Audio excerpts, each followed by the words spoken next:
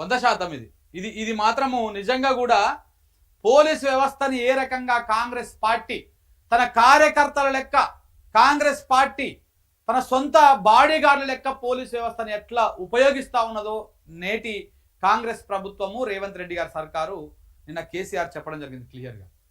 ఇవాళ ఎవరైనా ప్రభుత్వాన్ని ప్రశ్నిస్తే పోలీసు వాళ్ళకు నొప్పి అవుతుంది, ఎవరైనా ప్రభుత్వాన్ని ప్రజల పక్షాన అడిగితే పోలీసు వాళ్ళకు నొప్పి అవుతుంది.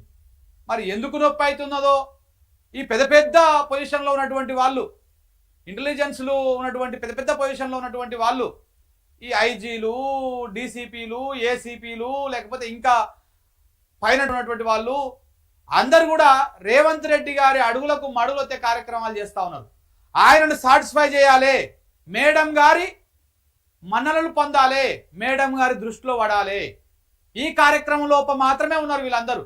కండువా ఒకటి తక్కువ ఉన్నది కాంగ్రెస్, మన పోలీసు వాళ్ళకు కాంగ్రెస్ కండువా. మిగతా అంత కాంగ్రెస్ నాయకులు, కాంగ్రెస్ కార్యకర్తలు ఏం చేస్తున్నారో గదే చేస్తున్నారు. దాంట్లో నేను కూడా చూసినా కదా పోలీసు వాళ్ళ వ్యవహారం ఎట్లా ఉంటుంది, వాళ్ళు ఏ రకంగా డీల్ చేస్తూ ఉన్నారు, అసలు ఏ రకంగా వ్యవహారం నడిపిస్తూ ఉన్నారు, ఏంటి ఎట్టెట్లా గొంతులు నొక్కుతా ఉన్నారు చూస్తూ ఉన్నాం కదా. నేను కూడా అందులో బాధితున్నాయి కదా. సో కాబట్టి పోలీసు వాళ్ళకు స్ట్రాంగ్ వార్నింగ్ ఇచ్చిండు కేసీఆర్, స్ట్రాంగ్ వార్నింగ్. పోలీసు మిత్రులారా, మీకు జ్ఞానం ఉంది కదా, మీరు కాస్త జ్ఞానం పెట్టి ఆలోచించండి. మీకెందుకు రాజకీయాలు అవసరమా మీకు? మీరు ఇవాళ ఇబ్బందులకు గురి చేస్తూ ఉన్నారు. మీరు రాత్రికి పోయినాక డైరీ రాసి పెట్టుకొని వచ్చేది బీఆర్ఎస్ సర్కారే, ఆ సర్కార్ వచ్చిన తర్వాత ఇక ఎట్లా ఉంటుందో అని చెప్పేసి ఆయన చెప్పకనే చెప్పిండు మొత్తం క్లియర్గా.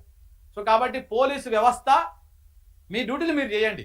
తప్పు చేసేటప్పుడు చట్టాన్ని అతిక్రమించి పోయినప్పుడు 100% మీ డ్యూటీలు మీరు చేయాలి.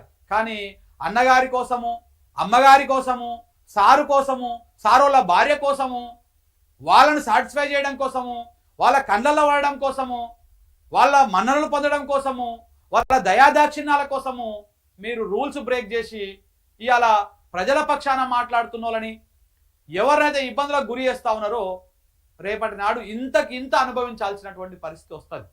దాంట్లో ఎలాంటి అనుమానం లేదు.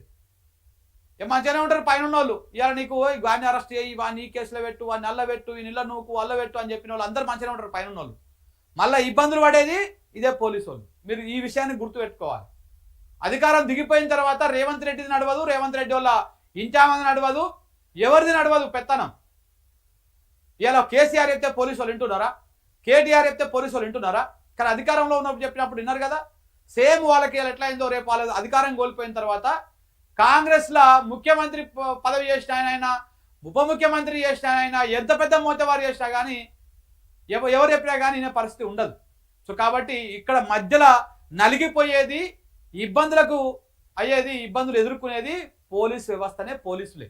సో కాబట్టి ఇలా అత్యుత్సాహానికి పోయి ఇప్పటికిప్పుడు తాత్కాలికమైనటువంటి ఒక ఏదో ఏ రకమైనటువంటి ప్రయోజనాల కోసం ప్రయత్నాలు చేస్తే రేపు మళ్ళీ అవి బెడ్సి కొడితే అవి మీకే దెబ్బ పడతాయి. సో కాబట్టి 100% ఆ విషయాన్ని గుర్తులో పెట్టుకోవాలి.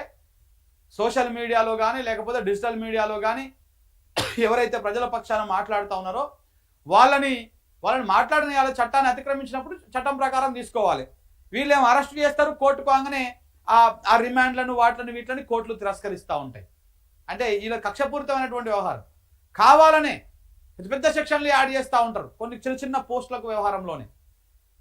మేము ఒక తమ్మునేల్లో రేవంత్ రెడ్డిని ఒక తమ్మునేలు పెడితే అదంతా రెండు వర్గాల మధ్య విద్వేషాలు రెచ్చగొట్టేటువంటి విధంగా, రెండు వర్గాల మధ్య అశాంతి నెలకొల్పేటువంటి విధంగా ఉన్నది కాబట్టి, అట్లా అయ్యింది కాబట్టి మేము కేసు పెడుతున్నాము, ఆఫీస్ అంతా ఎత్తుకపోతున్నాం అని చెప్పేసి ఎత్తుకపోయారు. అసలు వర్గాలు ఏడ ఉన్నాయి, అశాంతి ఏడ నెలకొన్నది, ఎంతమంది అదే ఇర్రు, ఇవన్నీ ఉండదన్నమాట. గ్రౌండ్ రియాలిటీకి భిన్నంగా వాళ్ళు చేసి అంటే ఏదో ఒక రకంగా గొంతు మూసేసేయాలన్నటువంటి కార్యక్రమానికి వీళ్ళు పాల్పడుతూ ఉంటారు. సో కాబట్టి పోలీసు వ్యవస్థ కొంత ఒళ్ళు దగ్గర పెట్టుకోవాల్సినటువంటి అవసరం అయితే ఉన్నది.